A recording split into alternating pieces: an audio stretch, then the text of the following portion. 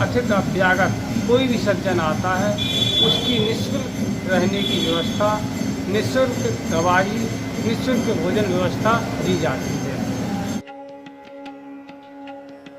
श्री धाम वृंदावन कलकल बहती यमुना जी के तट पर बसा केवल शहर ही नहीं बल्कि कृष्ण प्रिया श्री राधा रानी का हृदय स्थल है। यहाँ की घाटों की निराली छटा मन मोह लेती है।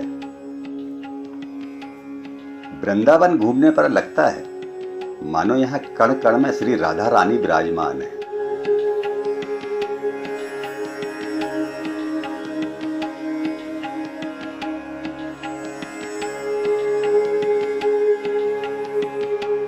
जुगल किशोर मंदिर को देखकर तो लगता है मानो यमुना श्री राधा कृष्ण जी के चरणों को धोकर अपने को धन्य करते हुए आगे बढ़ रही है।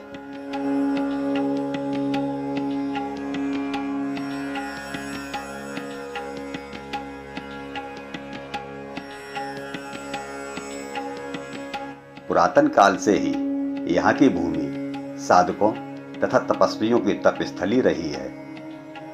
ऐसा माना जाता यहाँ की भूमि पर बैठकर साधना करने से शीघ्र फल की प्राप्ति होती है।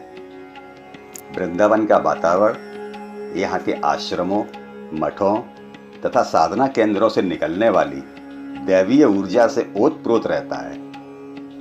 इसी प्रबल चुंबकीय आकर्षण से प्रभावित होकर देश विदेश से लोग यहाँ खिंचे चले आते हैं और श्री कृष्ण भक्ति में डूबकर अपने को धन्य पाते हैं।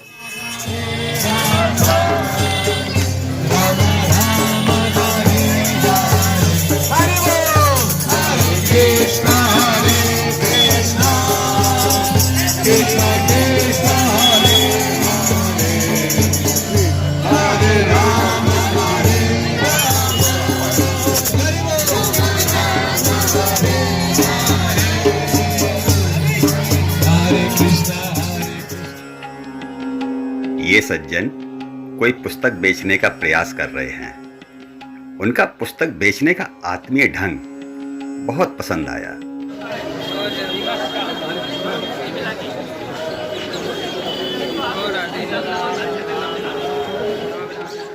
हमने उनसे कुछ बात करने की कोशिश की तो उन्होंने बड़े मजाकिया लहजे में कहा, सर वेयर फ्रॉम यू?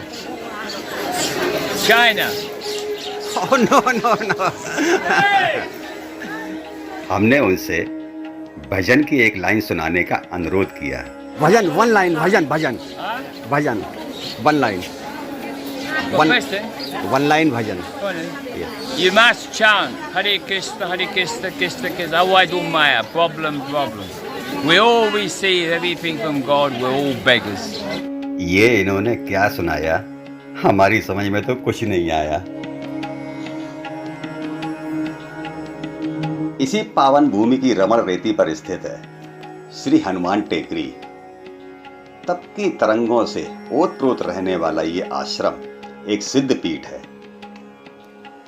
अनेकों साधु साधकों का आश्रय स्थल, जहां राम नाम संकीर्तन 24 घंटे अनवरत चलता रहता है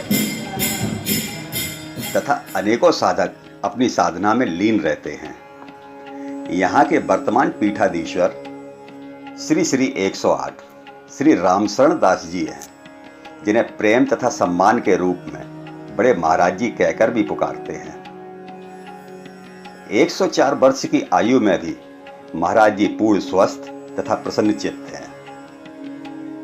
महाराज जी आधुनिकता की चकाचौंध से दूर सादगी भरा जीवन व्यतीत करते हैं। किसी प्रकार का कोई दिखावा या आडंबर नहीं, किसी तरह के प्रचार प्रसार की मनोकामना नहीं, कोई विशेष वेशभूषा नहीं। बहुत ही साधारण रूप से रहना इनका स्वभाव है। हर आने वाले अतिथि से प्रेम से मिलते हैं। उसके भोजन प्रसाद से लेकर उसके रहने ठहरने का प्रबंध तथा उसका हर प्रकार से ध्यान रखते हैं।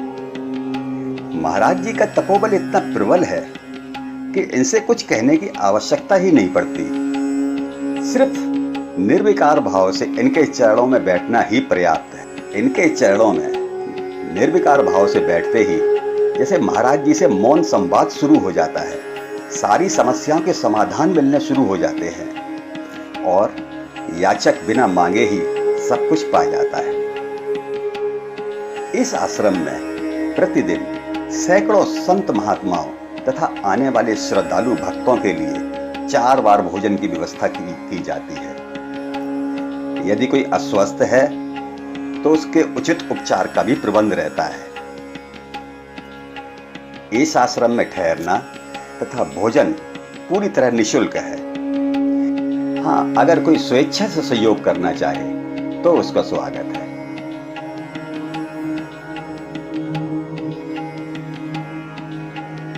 जय सीताराम।